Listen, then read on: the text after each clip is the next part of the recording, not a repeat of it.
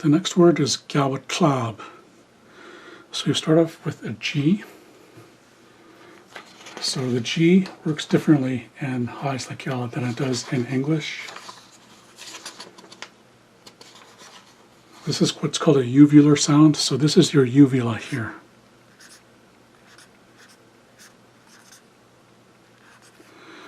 So it's a little piece of skin hanging from the back of your throat. That's basically where the G sound comes from, somewhere around there, that area.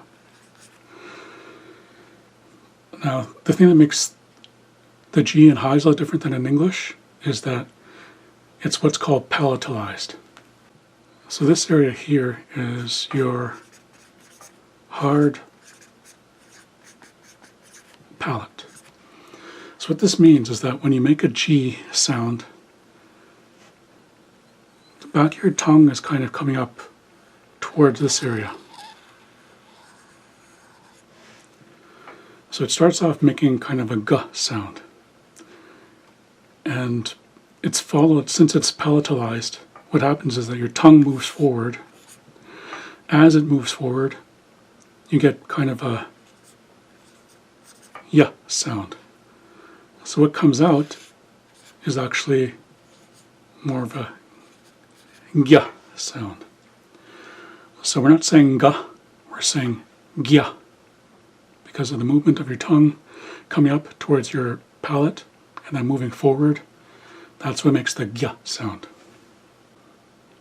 The next letter is U. So U kind of comes from the back, top part of your mouth cavity, and it makes kind of an oo sound.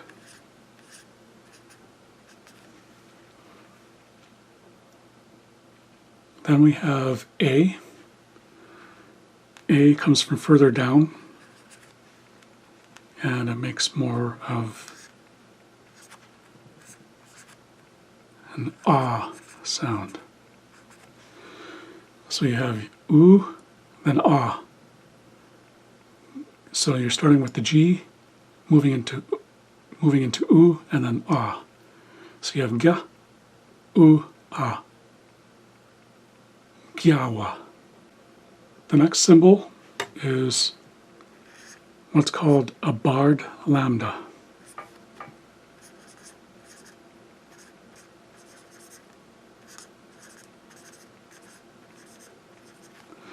The barred lambda makes a T-L sound. So it makes kind of a tl noise. So this is what's called a lateral sound. And we're also going to be using our alveolar ridge. So we're taking the tip of our tongue, putting it up against our alveolar ridge. So this is where the T sound comes from. Tla. So then you release, your tongue kind of goes normal, like this, into a normal position, and makes a la sound. So basically it comes out as tla. Next we have another A. So the A again comes from kind of down and towards the back of your mouth. And makes kind of an ah sound. The last letter is a P. So this is what's called a labial sound.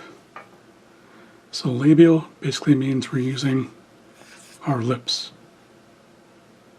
And we're closing our lips and then releasing. So when we open our mouth, force the air out,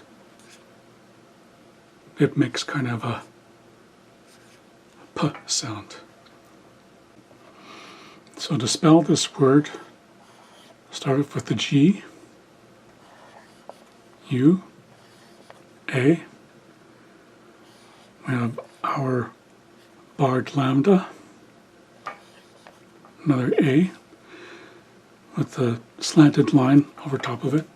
Then we have a P.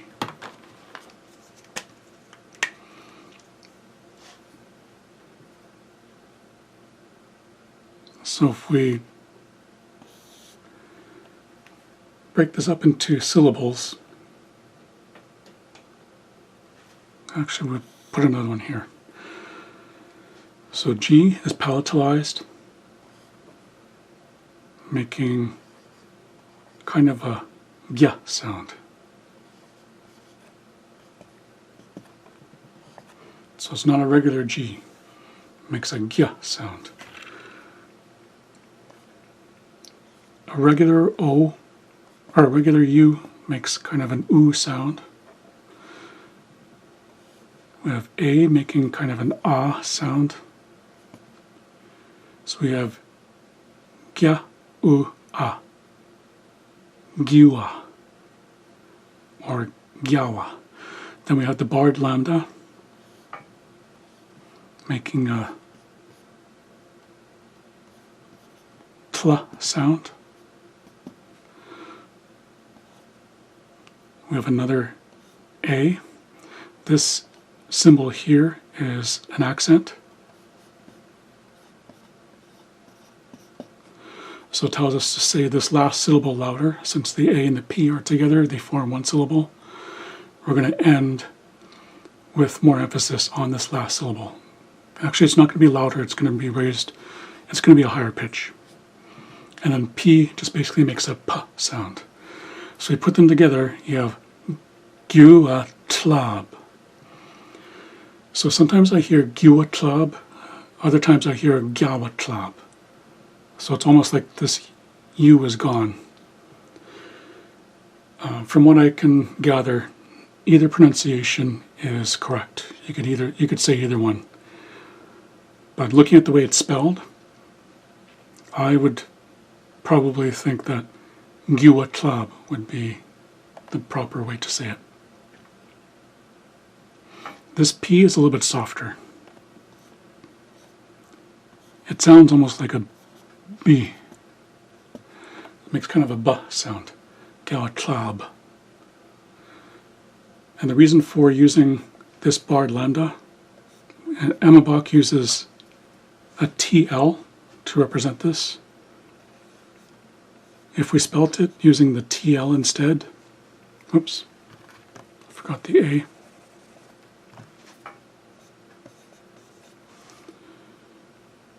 It looks kind of like that. It looks like it says Gyuat Lap. But this is the reason I like using the barred lambda here, is because there's no mistake. This sound makes a tl sound. It's a little bit hard to remember that the TL together makes tl when it's in the middle of a word. If it's at the front of a word, it works pretty well, but in the middle, it looks almost like two separate words. It looks almost like Gyawat Lap. I do hear people say that, but that's not the proper pronunciation, and I think this really helps. One of the basic principles of linguistics is having one sound represented by one symbol. Here we have two symbols, a T and an L. And then here we have one symbol, making the same sound. So you can look at it and you can say Gyuatlab or Gyawatlab.